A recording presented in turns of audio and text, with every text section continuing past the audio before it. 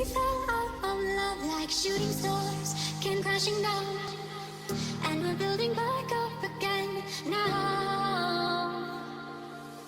I see your heart, see your mind, see all you hide. I won't let you go. Sophie Davant n'est plus à présenter.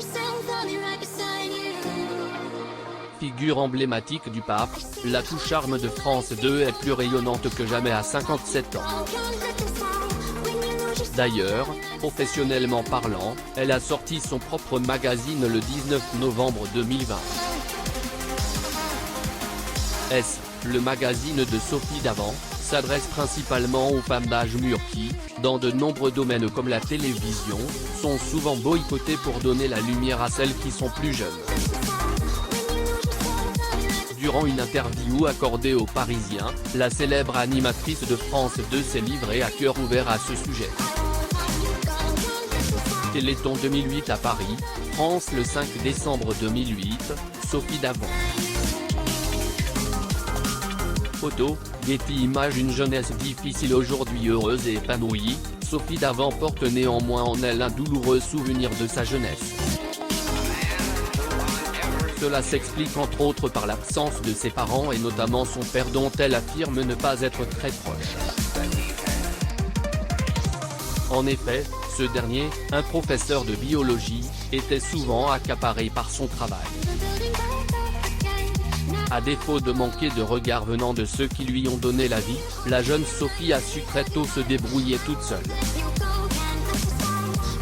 D'autant plus qu'à seulement 20 ans, elle a perdu sa mère qui a succombé du cancer du sein.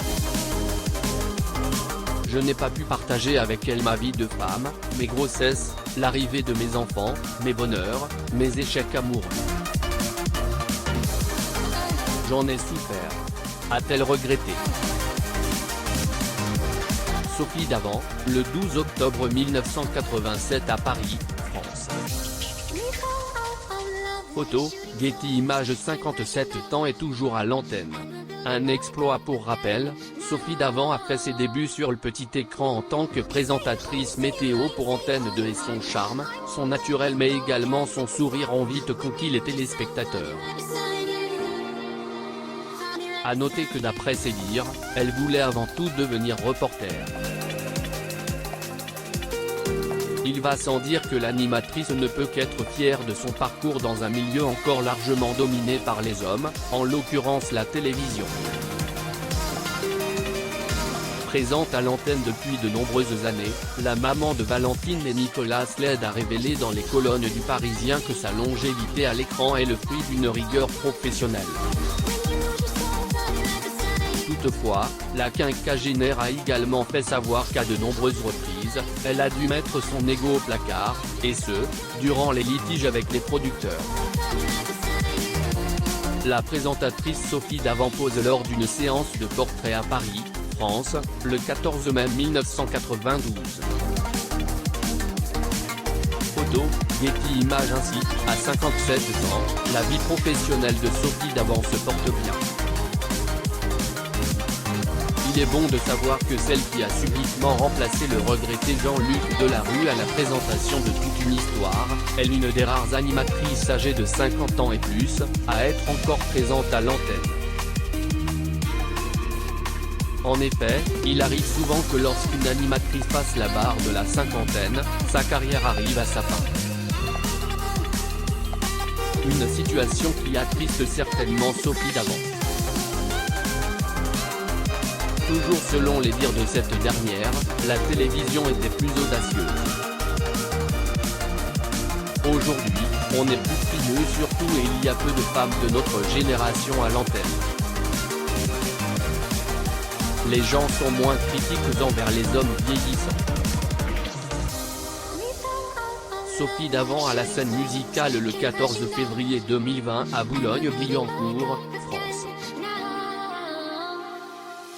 Photo, Getty Images. À propos de son magazine le 19 novembre 2020, l'animatrice de l'émission Affaires conclues a sorti son propre magazine intitulé S et qui connaît déjà un franc succès en kiosque.